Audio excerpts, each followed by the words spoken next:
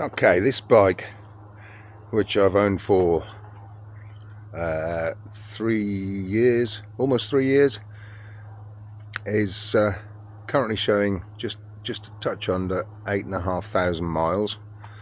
So we're still a few miles shy, 1,500 odd miles shy of its first official service.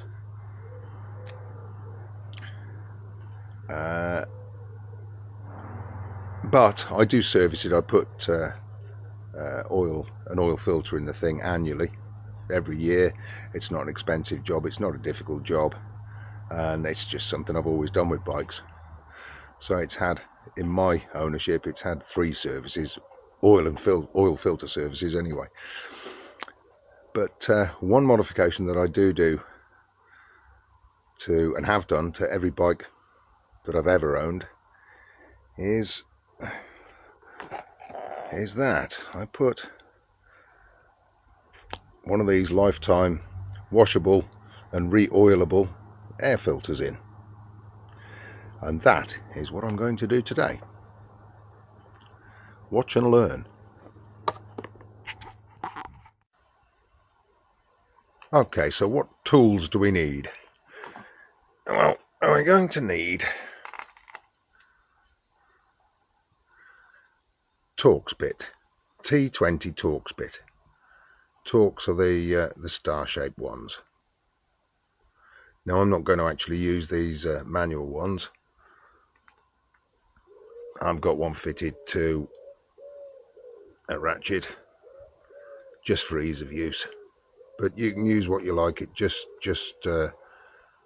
needs to be one of those Torx bits. And the size is T20.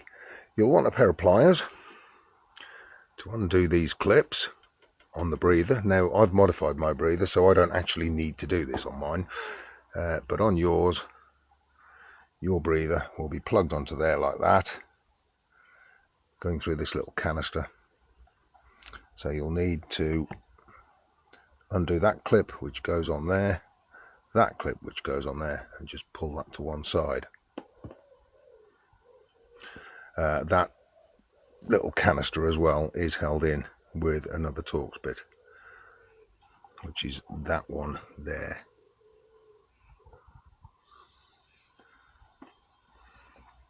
You'll also need to remove your side panels. Now I don't really need to because I've modified my side panels, but standard side panels come quite a long way forwards.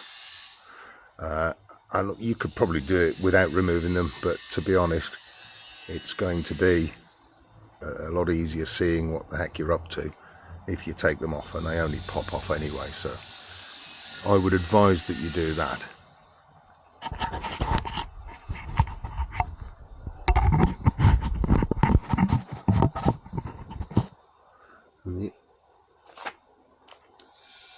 The air filter itself is behind this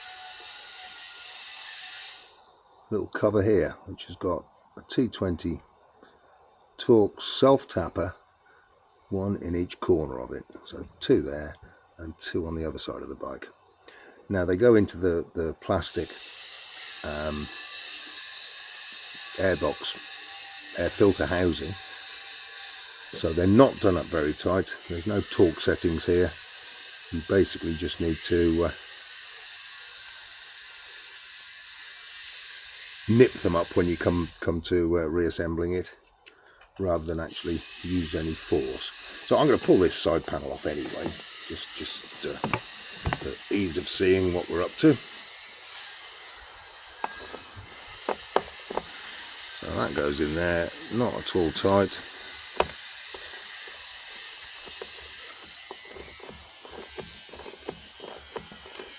Don't lose these things.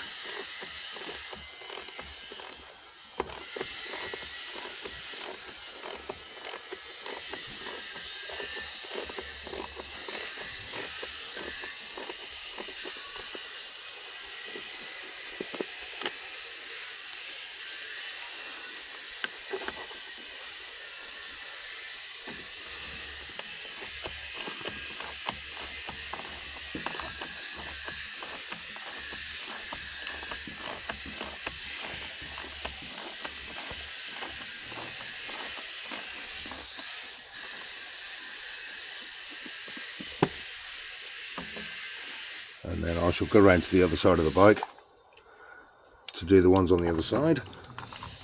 Could probably reach them from here, but it's just easier.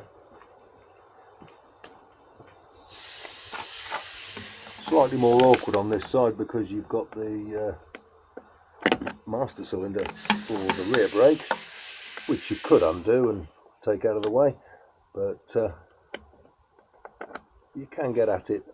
I've got an extension on here, so I can actually get at it with an extension.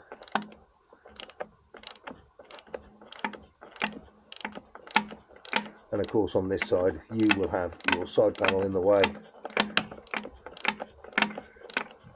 and the exhaust. Now I've got the 2-into-1, which is a smaller system, or it doesn't block the side of the bike quite so much.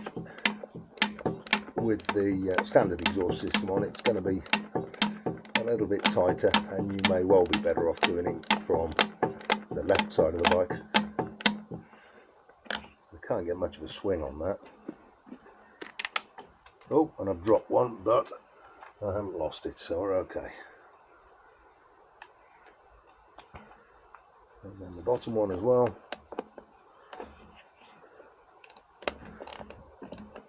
And you can see the doors come in and drift nicely now.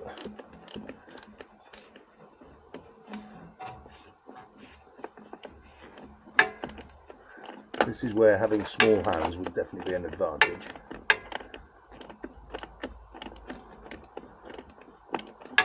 So if you've got a kid or a woman available with small hands, and you trust them with your bike, maybe you could ask them for a bit of assistance, but it's not a massively big deal. And there's the other one there.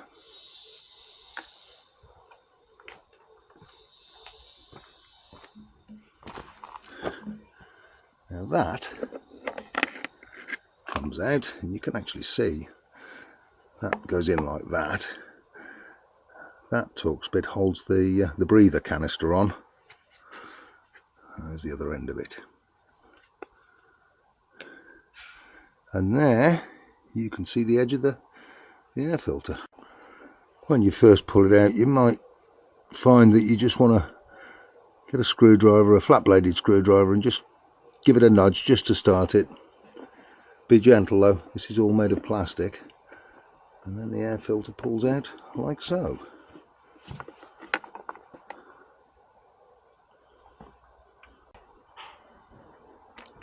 Right, that's the engine side of the air filter. Nice and clean, so nothing's got through.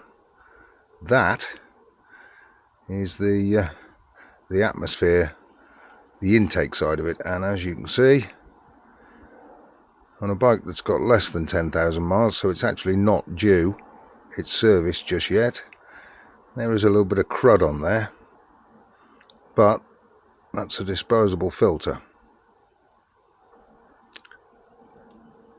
And that's the original one, the one fitted by Triumph when the bike was built. So that's definitely due for replacement. Now then, K&N supply you with a filter, a tube of sealing grease, and I've got it out of the box, but a little sticker to stick somewhere and remind you of the fact that you are running with a K&N filter, which I'm probably not going to stick on the bike because, well, I know, frankly. So, sealing grease, not something that was on the original. Basically what we have to do is seal around there. That's the like the plastic surround that the filter rests in. So I need to just pop some sealant in there, rest the filter on, and then reassembly is a reverse of disassembly. So let's crack on and get this sorted. Right, I don't know whether you can see that, but we have a bead of sealing grease around the edge. So I will drop the K&N filter in there, which is pre-oiled, by the way, from the factory. Comes in a plastic bag, pre-oiled.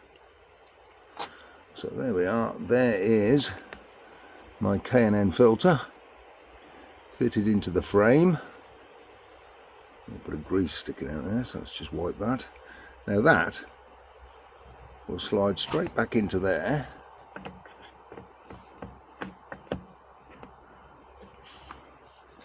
Where it was before. And nobody will know any the better. Okay, so all I've got to do now is refit that.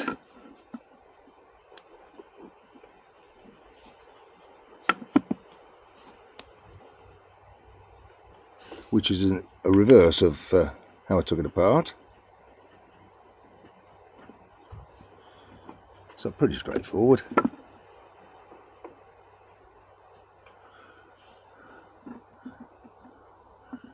And then, which will be another film, because I'm running into a few minutes with this one already. I'll take it out for a spin and see what it feels like.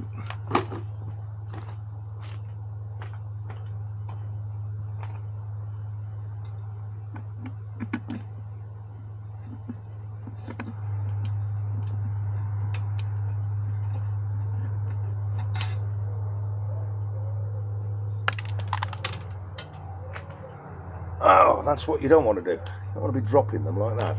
Got away with that one.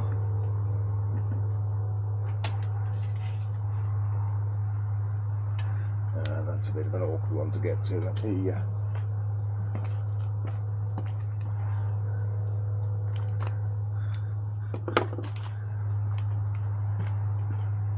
feed that in using my T20 Torx bit and my extension. This is where I'm at the greatest risk of dropping this and losing it once I get it started. There we go. They're all started.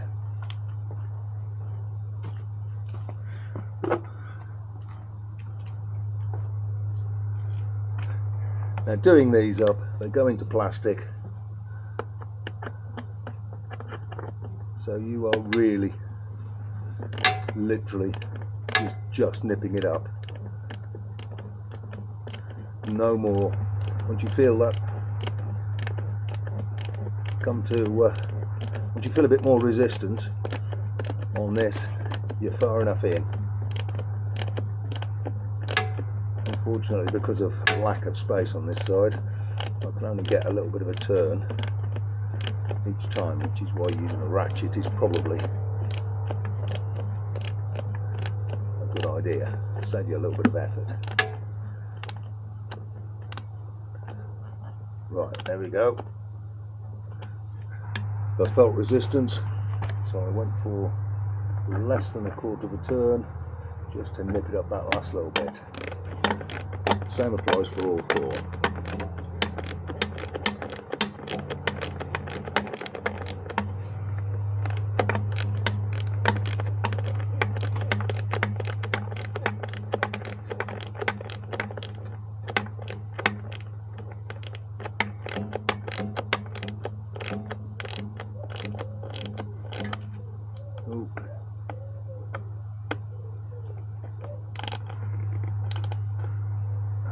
Go again, just nip that up.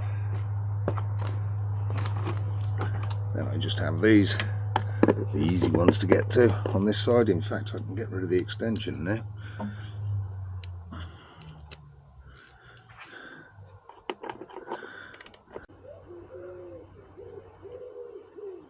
And there you have it. That's the door on the front of it replaced. That is how easy it is to fit a new air filter. Now all you've got to do now is side panels back on. If you're not doing the same modification as that I did, then you want to put your crankcase breather canister and related pipes back onto there. And whilst talking about that, that was brand new, that filter, a few weeks back when I fitted that, and you can see a little bit of discoloration there, so crankcase is breathing. Now that crap that's discoloring that filter, which is also washable by the way, yeah, those little marks on that, those little bits of crap that you can see on that, would have gone through the air filter originally. So that's a modification I'm happy that I've done. So yeah, it's side panel back on. My modified side panels fit in exactly the same way as the originals did, and that's it, jobs are good. So hopefully none of this lot will vibrate off my seat. Let's just, oh, now this is the bit where I don't have enough hands to do this, so.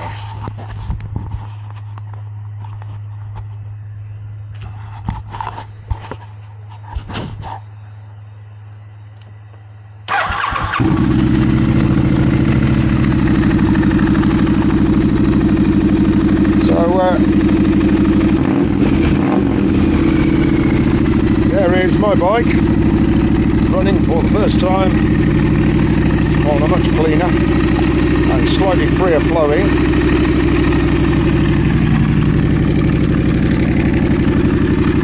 K&N air filter. Now then, the reason I've done this is that's it now. I will never need to buy another air filter for this bike.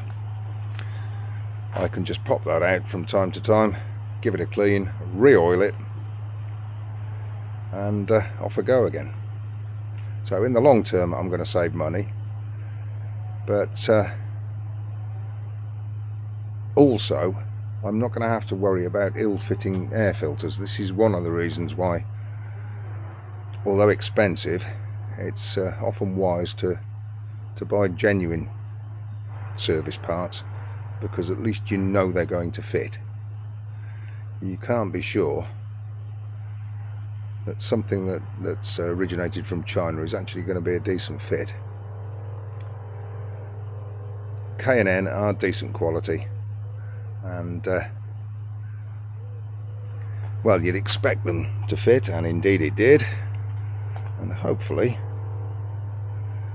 now that I've rerouted the crankcase breather, it won't quite get as dirty in 8,500 miles as that did.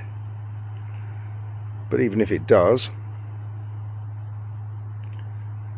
I can clean it, re-oil it, and refit it. Now if you look there, this side of the filter, where that big lump of crud is there, is where the crankcase breather was, on that side. And it's slightly dirtier there as well. Now I don't know whether that's going to make a big difference as regards mucking the filter up. We'll see. I'll report back on this sometime in the future. But until then, thanks for putting up with me. Watching. Please give me a thumbs up, like and subscribe. Tell all your mates about it so they subscribe as well. And I'll see you soon. Take care.